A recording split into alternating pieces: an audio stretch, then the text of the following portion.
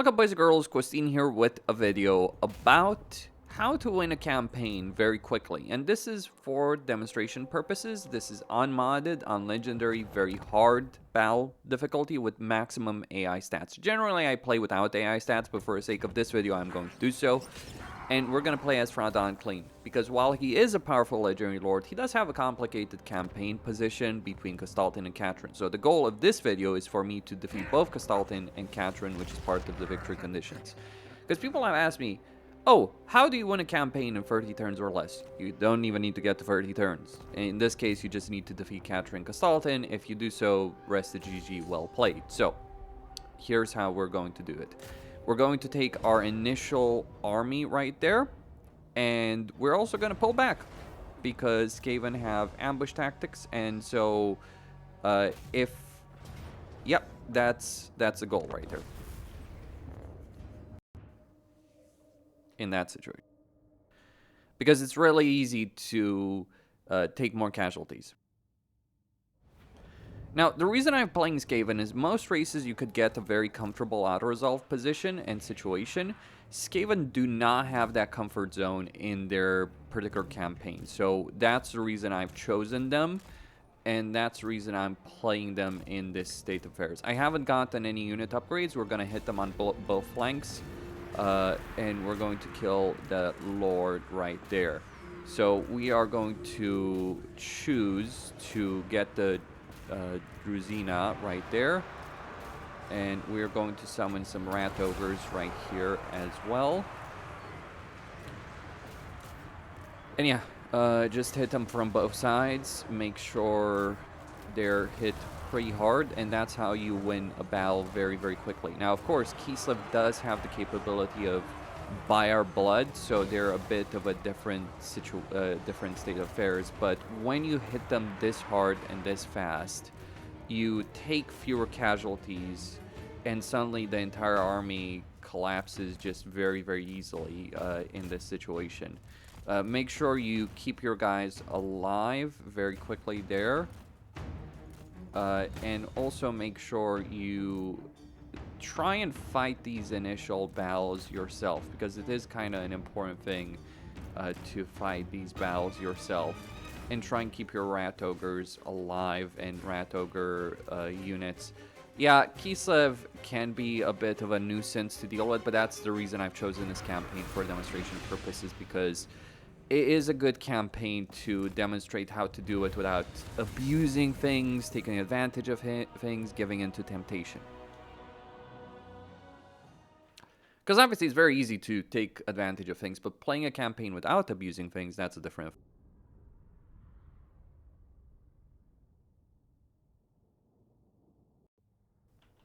And I think this campaign is really good for demonstrative purposes, because you would be tempted to just fight that battle right there in auto-resolve, even legendary.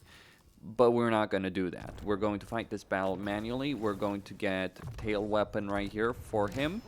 We're going to, like, you might be tempted to get another lord right there, but we're not going to do so just yet. Instead, what we are going to do so, I mean, we could always just go for it and make our lives a bit easier by doing something other than the obvious. Because you could go for the obvious, right? You could go north. You could go south instead of north. But if you do go north, well, let's just say things can end up going different than what you might anticipate. So here's the thing about the campaign. You need to know how to pace yourself. So in this case, we're just recruiting a bunch of Skaven slaves. We're going to get some of those upgrades sorted out right here. We're going to, like, we can get Warp Lightning Rod right there. We can get Vanguard deployment, melee attack. Okay, what we've lost, 10% casualty replenishment, not a problem. We're gonna go with infantry upgrades right here for these guys. And that's all of the upgrades we've gotten so far. Okay, so we switch over here to expansionist planning, and hopefully we deal with the Nurgle faction right here, and then deal with everything else. Because you could go for the capital, but it's actually much better on the next turn to instead go after Nurglings. Or you could go after Costin if you want something faster. But it's always not getting too far ahead of yourself of where you want to be in order to achieve campaign results that you genuinely want.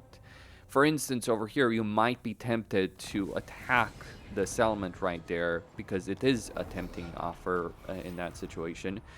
But one of the things you can do, and one of the things I would recommend you do, is you don't fight the settlement battle, because fighting the settlement battle is not really the ideal way of handling this.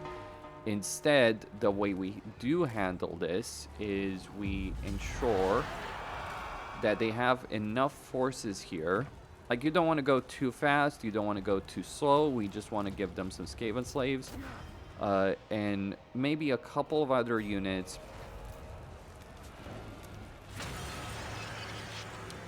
Right there in that situation. We could also use ambush tactics. We could use a whole bunch of different things. So we're going to get a warlord. And we're going to get some clan rats right there. And we can wait. Just don't give in to temptation right here. Don't go too far, too fast right here. There is some time left. So we'll see if they counterattack. If they don't counterattack, we can just switch to ambush stance or encamp stance and wait another turn for that battering ram to be produced. Or we could just fight the battle right here. Quick save. Quick save is the ideal scenario, right? The reason you don't want to attack the settlement is you'll lose more men. But if you fight a field battle instead, you'll lose fewer. So we just wait for reinforcements to show up, which is, again, not a particular big problem, but just wait for reinforcements to show up, move the speed to the highest possible level. You might not even necessarily want to kill the entire army, you just want to win the battle. We got the clan rat spawn right there. So yeah, just wait for them to show up, wait for them to show their hands, wait for them. Like, this is a good position to defend as well due to the terraining work that is available right here. So sometimes you got to take advantage of the actual terrain of a mission in order to really get ahead. So right now we're just going to position these guys right here, put these guys in reserve over there. And yeah, just wait for the Kisavites to attack. Because remember, they were the ones who attacked us. So they need to actually come and get us if they want to. So we can do a couple of abilities right there. Just pull back, draw them in. And that way, we send in Throt. We take our rat ogre and we go for the flanking attack right there against their some of their exposed forces.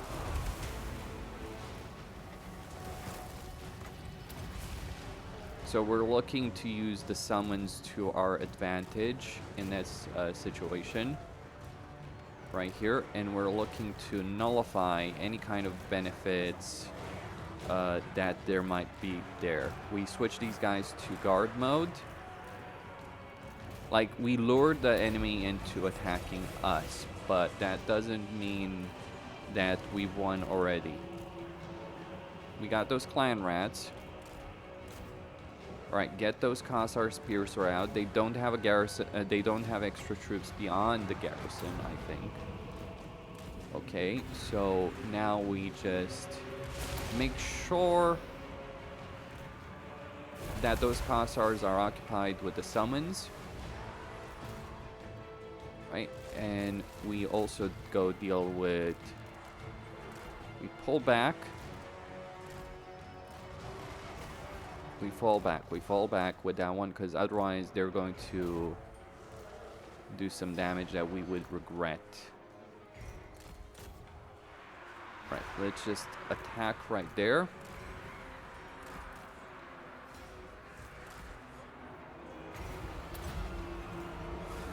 Make sure we keep them occupied.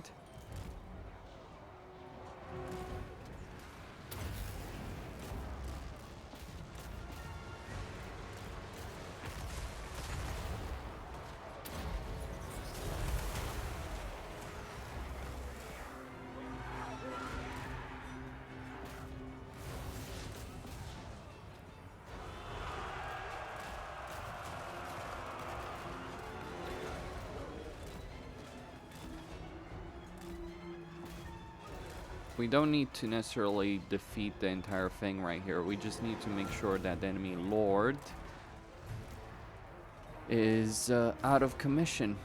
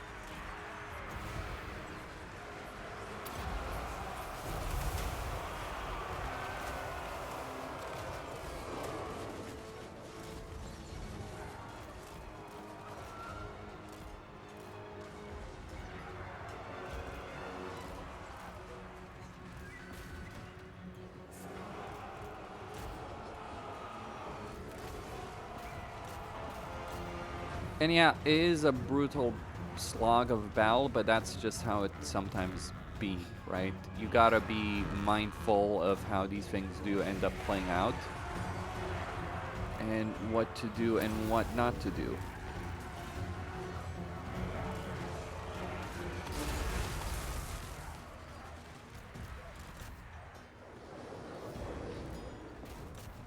But yeah, we're trying to kill the Lord right there.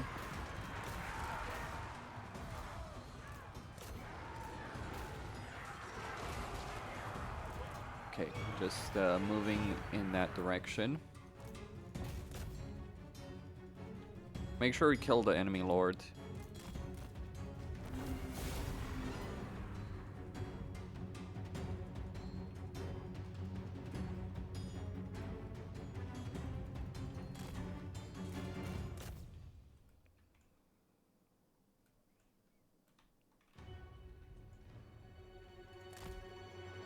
All right. That's a Pyrrhic victory, but it is a victory.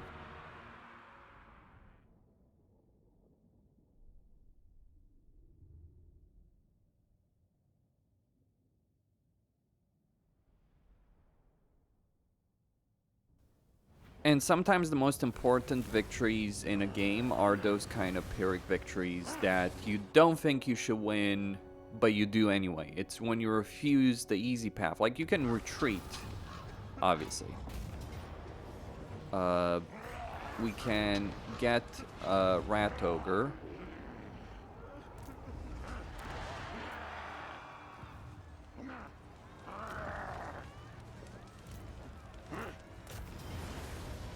What the hell? Well, now is the time to just say, okay, F it. We're falling back, boys and girls.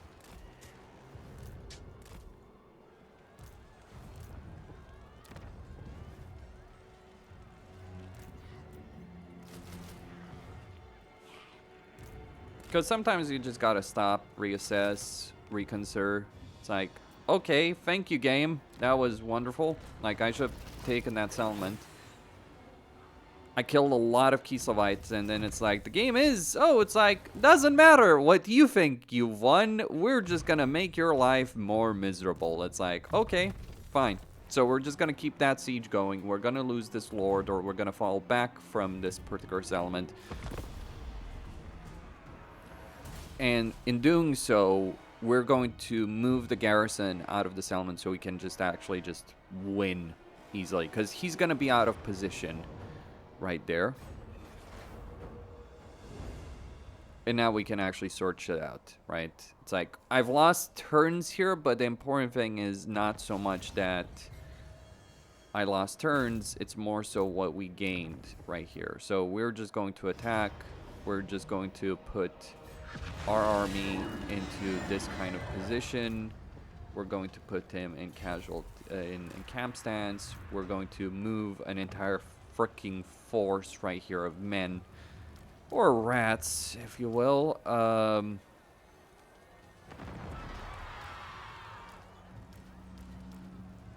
And seize this settlement. It is a valiant defeat. Okay. Alright, with regards to sieges, they are bad battles, so they're not really worth fighting for. You could launch direct assault on the settlements themselves, and that would just cost you half your freaking army for no real gain, except just proving that, oh, I can fight sieges. Congratulations. After so many years of playing this game, you can fight sieges is not exactly a win. So, instead, we can actually make things interesting with regards to how we tackle the sieges. I'm not sure if this will work, but hey, it's an idea. Alright, so we can move the camera. Come on. Alright, so we won't be able to do that, I think. Maybe. Yeah, so that's not gonna work. Fine. If that's not gonna work, we have other options. Deadlier, Skaven-like. We attack from multiple gates at the same time, simultaneous attacks, and we make sure our units will take more damage, but that's not the important bit. The important bit is the fact that we will lose a lot of rats, and then it's like everyone who has ever played Skaven is gonna be like, okay, we will lose a lot of rats. Who cares? They're rats. They're meant to be disposable. Alright, so just attack here. When this gate breaks down, and it will break down, just make sure you're ready to keep them occupied. We also have an army right there that's showing up. So attacking simultaneous gates allows you to envelop the enemy when they don't really expect it. Reinforcements are coming in. Okay, we can just make a dash for the victory point.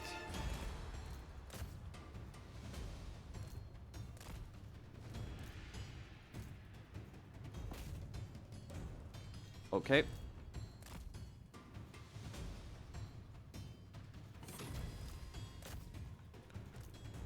All right, there. He's gonna show up in just a second. We just need to keep these guys as occupied as we possibly can. We're going to summon some rat ogres.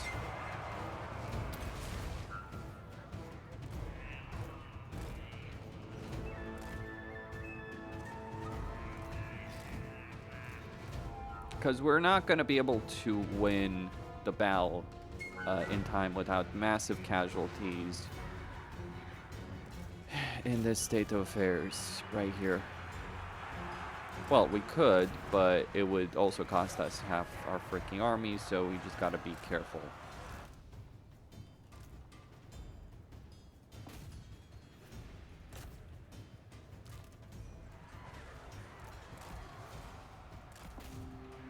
Make sure you keep the ranged units occupied right there. The ranged enemy units occupied right there.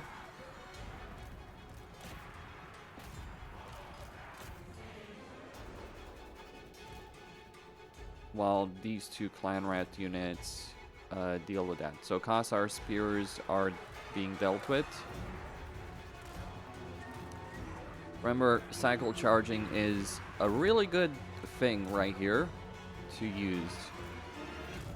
And that's what we're going to do. We're going to do some cycle charging in their back so that we can do even more damage than we otherwise would. So the reason you spread out your units if you're fighting a quote-unquote proper siege, though there's no such thing as a proper siege, the siege battles are bad. Like, look at what I'm doing here. I'm doing with multiple simultaneous things, keeping myself contained on the battlefield, keeping myself ahead, while also ensuring that the enemy is taking as maximum damage as I can give them while minimizing my own loss to the best of my ability. I will not kill the entire enemy army here. The reason I'm even fighting, by the way, is because, well, it's kind of worth it for experience purposes. Because when you're fighting a battle, your goal of fighting a battle is to ensure that you're winning as much. You're minimizing your losses, which, yes, I know it's hilarious to think of that from a Skaven perspective, but you're minimizing your losses, massively increasing the enemy ones, and also trying to get out of a battle. Now, one of the things to be said, this is the reason sieges are so damn terrible, because they force you to fight them. Because you saw what just happened there when I didn't fight the siege, right? So I can just speed this up in that context right there. Alright, so we pull back these rat ogres.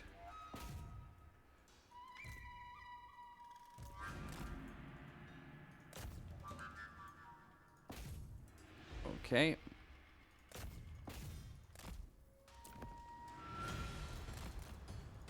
Alright. So as I said, we're not going to win this battle manually.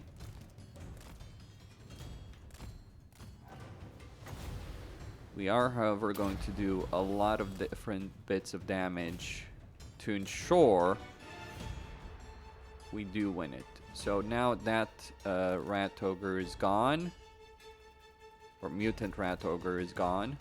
Obviously, there's ways you can do it in different better ways, but all the same.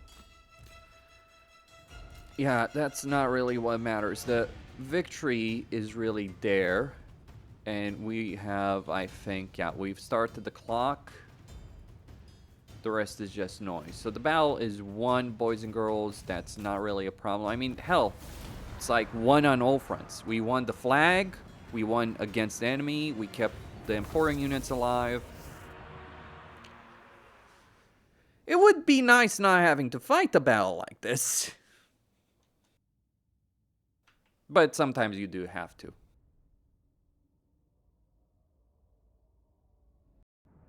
Alright, so we take the settlement, we put it tier free. We use the Skaven mechanic right there in order to get ahead. We get an engineer, we get assassins, we will get in just a bit, and then we get that one as well. Here, what should I get? We could get that particular building in that context, but we don't need it per se, so we just upgrade, we spend some money, and yeah, we start moving towards the Nurglings, because they're gonna be our next target of opportunity, as it's called right here. We could deal with Castalton, but that would not necessarily be the wisest decision you could make as a player. Get the tide right there.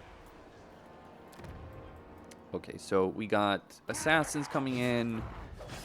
Let's just get some economic capability too, because our economy is best to maintain it. So we go deal with the Nurglings. The reason we deal with the Nurglings is not because we need to deal with the Nurglings, but because it's incredibly beneficial if we do actually deal with them. This is where you want to engage in a bit of region trading. I mean, you can obviously always just auto-resolve and region trade and exploit and all that kind of stuff. But, you know, people ask me, oh, how can you win a campaign in 30 turns? The assumption is like, oh, you can't do it unless you exploit things. There's nothing I'm exploiting here in this campaign. I mean, I literally only loaded a quick save because I wanted to do the siege battle different than I did it first time. That is all. And yeah, if loading a save is an exploit from people's perspective, I'm not sure exactly what to tell you. So our economy is in green, our buildings are being constructed, we end the turn. We go for the Lair of the Troll King.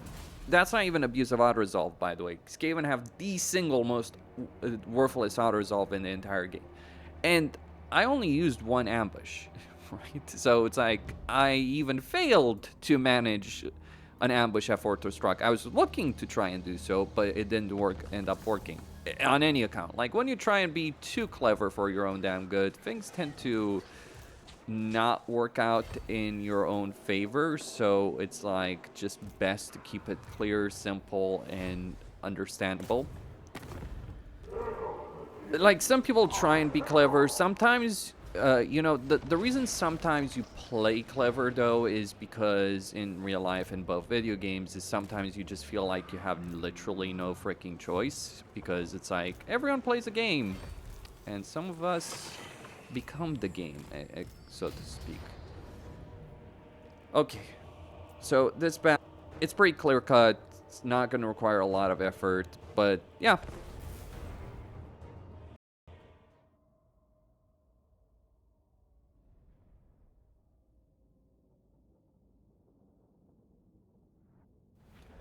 This is actually Malachi's initial opponent army, so I'm surprised it's here. So yeah, we're gonna find out what it's like to deal with these guys with the Great Unclean One. Malachi deals with him very easily. We are not Malachi.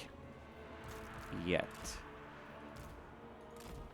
Like, that's the big point to address. So we're just gonna wait for reinforcements, and once those reinforcements arrive, we're going to use them. But yeah, are they... Okay, they're rested, they're ready. We're just going to wait for those guys to show up because we want them to deal with the Great Unclean One. And just move in a solid line formation, wait for 30 seconds. We need at least the Lords to show up here. These guys are not going to play a major role in the battle, so they're not particularly important. Now... you want to bait something, like if you want to make your life a bit easier, you want to bait some of the enemy into attacking your formation. So just do that, and they will. And now we attack with just our lords and heroes right here. Okay. The unit has been wiped out. We gotta be careful about the Great Unclean One right there. Okay, summon rat ogres. Sometimes you just want to keep your army steady and behind you, because the reason you want to do so is to try and protect said army. So it's like, yeah, you just gotta be a bit mindful of like what your army limits are. In this case, they are significant enough that I'm not going to throw them into the fray right there. Well, except a couple of them. Alright, slow down. Keep in mind, Nurglings, Malachi does very well against Nurglings. Throt is not Malachi, and we do not have his massive artillery power, nor do we currently have any kind of real range capability except a couple of units. And those units are about to be focus firing on the Great Unclean One because, of course, they are so simple. It's nice at least that it's a big-ass freaking target, so it's gonna be a bit easier to deal with him. He's the real enemy in this particular battle. We want to keep our guys concentrated. We want to ensure that they're all fighting together.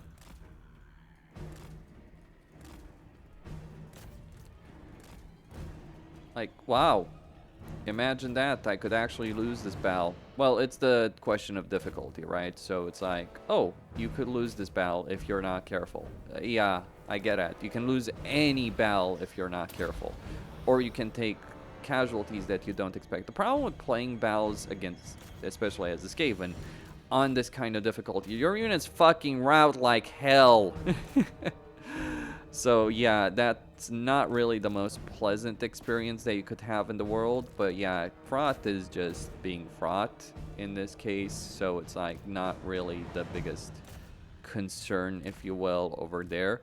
We could have also waited for certain things to pan out a bit different, but yeah, as it stands, like, we kill the Lord, a lot of the army will crumble.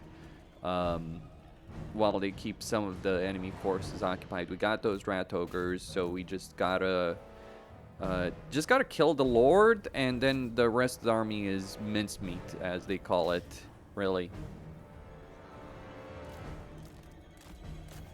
Because we did deal with some of the army losses, and now they deal with their own army losses. Because without that Lord, there's nothing they have left.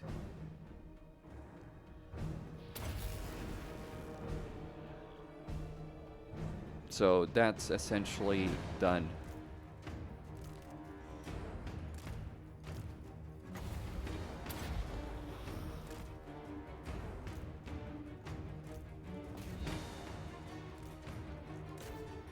Yeah, there's still that Beast of Nurgle, but that's not really going to be a problem.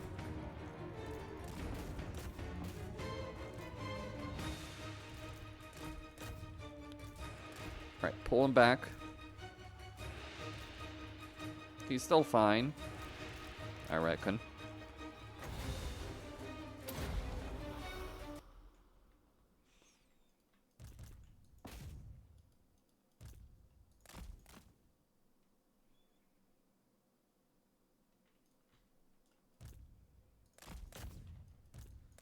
It's a bloodbath.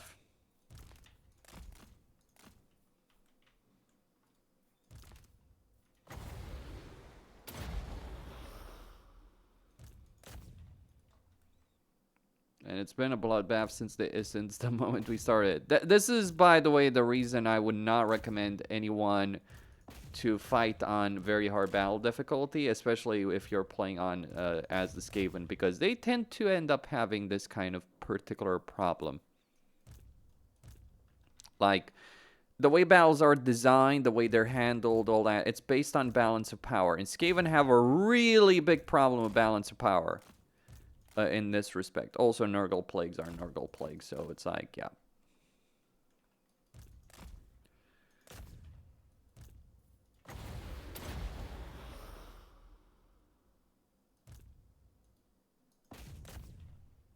So don't worry too much about it.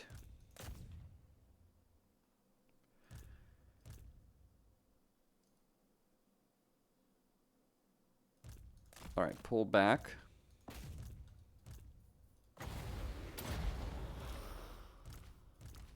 There we go. That's it. Another Pyrrhic victory. So very scary.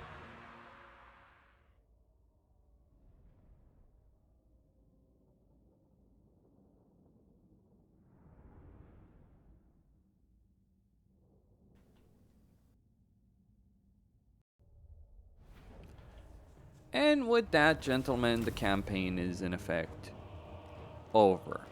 The reason I say it's over is because there is nothing at this point. We got money. We have the ability of region trading to, like, the reason I did all of that, by the way, like, the reason I even came here is because I wanted to region trade with Throt. Now, I don't care about the money, per se. The money is the relevant aspect here. What really matters in this kind of dynamic is the settlement region trading. So we prevented Malachi from getting it. We've gotten our own stars sorted out. We've gotten tons of heroes right here. And that's really sometimes the most important thing you can do in a campaign. Get the heroes, get the lords, get the money.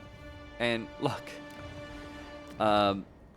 we can, and this, bear in mind, was without using the tricks of, oh, let's declare war on minor factions of certain other factions, or declare war on a faction and then get the peace agreement. That's just details. Those don't matter, but yeah, you can use those little tricks. You can use those things in a campaign. You can use the grow fats as well. Like, the reason the reason we've so handily won is because 6 turns. Despite the issues of that early game, the reason we've so handily won the campaign is, like, bear in mind, I did not use tricks. I did not abuse sieges. I could have taken that settlement on turn 2. I could have region traded to hell and back. Anyone who argues, like, oh, how do you win a campaign in 24 turns? Let me ask you, how do you win a campaign in 10 turns without abusing things? Because that's ultimately the thing that you ought to remember. You can win a campaign very fucking fast. You can abuse so many different things and so often take advantage of those things that it's not even a discussion really at this point. So we're just going to trade, like, for instance, I could have just ignored my initial enemy and just, yeah, for instance, that's a source of money as an example. What's the quest battle like there? It's a lot of warriors to cast. But as I stated at the beginning of this video, I will kill Castalton and I will kill Catherine. But look at their dynamics as legendary lords.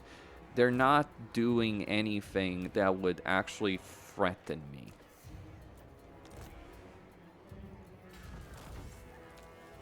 Whereas we have a lot of different things that do threaten them, and we are also going to get 2 casualty replenishment heroes right here.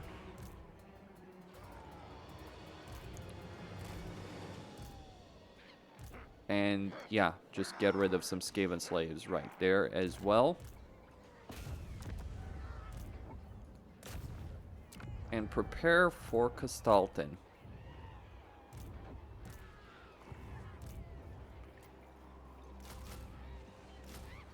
Okay, because Castalton is a different beast altogether, a very different state of affairs. We get Blastmaster, we get Scavenge. It's good idea to get thick-skinned and all that kind of stuff. Root Marcher. And now we're ready almost for what is to come. We're still losing money a bit, but not really a huge amount of it. Like, the moment, like, once I take Erengrad from Castalton, or once I defeat Castalton's army, there is nothing in this campaign that can stop me. Catherine will be on my own, and I still have the ability of summoning rat ogres. This is the thing, sitting on your ass and doing nothing for a long campaign, and considering that's a good way to play it, it's like, I just demonstrate how you can play it without taking advantage of many different things in a campaign that you could definitely abuse, take advantage of, use in your own favor in order to get ahead of others. And that's kind of the point, really.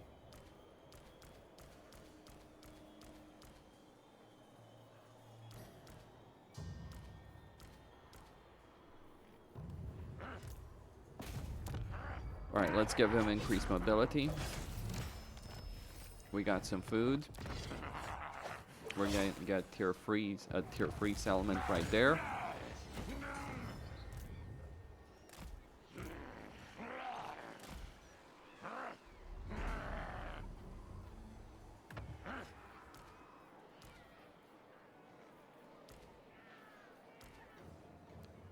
And yeah, we're just going to have to take these 2 right here. So this is a real Skaven fucking army. This is the kind of force that stops basically anyone that tries to get in my way.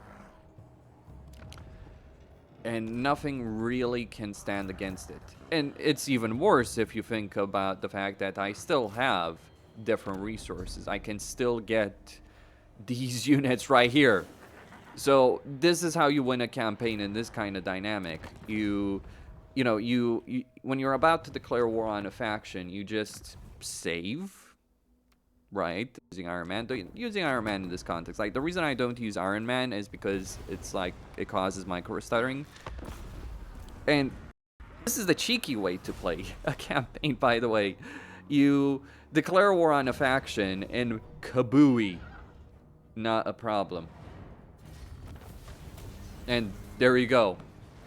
Like, oh, but he has a second army. What is he gonna do with that second army when I just blew up one already? Nothing.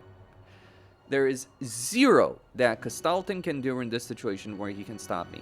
And the fact that I'm actually weak from a faction strength level is to my advantage, because the AI is going to underestimate me and they're going to try and attack me, and that's not necessarily gonna work as well as one might think from an AI standpoint. So yeah, research wise, and again, kind of an emphasis on this point, but this was the quote-unquote harder path, if you will, in this campaign. Let me show you the easy path, how that fucking looks like. Yeah, it looks like this. What is that? That's rat ogres. It looks like this, where you just obliterate everyone that stands in your way, and nothing in this world can stop you, because there is nothing they can do to stop you. The campaign is over. There's 0 absolutely zero capability that any faction at this point has any kind of capability of showing up and becoming a problem. The rest is detail. So in 9 turns where I didn't use all the tricks, in 9 turns where I just played the campaign quote unquote normally, where I took my time, even made some mistakes, etc., even got screwed over by the game, I've ended up dominant. I might not have the faction level, but yeah, we are dominant. Welcome to Total War Warhammer Free. There's no more debates or discussion on the subject. The rest is a waste of time. It's a grind. It's just playing the rest of the game and going through this over and over and over and over again in every single campaign structure. And that's my issue with how Warhammer Free is structured. People tend to forget, I have 4,000 hours in this game. I have 4,000 hours. I've done this. I've played the series for 20 years. There's zero that can stop me right now. And I do mean absolutely zero. Erengrad is going to fall. It's going to be mine. I'm going to make it a tier 4 settlement with that fancy little shit port over there. And then I'm going to spark another rebellion right there. Then I'm going to roll over Prague, roll over Kislev, roll over everyone and everything that stands in my way. But really, yeah, let's refuse. Because it is a giant waste of time to pretend that campaign is like, oh, just sit on your ass, do nothing. There's no mods installed. There's no auto-resolve bullshit happening.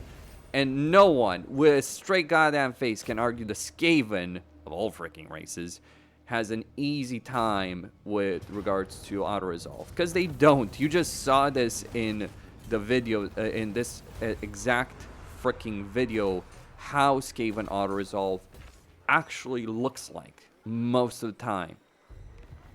That's the thing. We will try and dismiss this guy. Yeah, that's going to be it. And then we are free. We're free to do whatever the heck we want, however the heck we want in this campaign. Castalton is dead again. We save our army, we deal with the quest battle, we get Gotrich. And once we get Gotrich, GG well fucking played. Because, like, that's an entire army of heroes that no one can actually even stop, let alone control. So in 11 turns, oh, but she's gonna show up. Okay, what is she gonna do? Nothing. Because she can do nothing.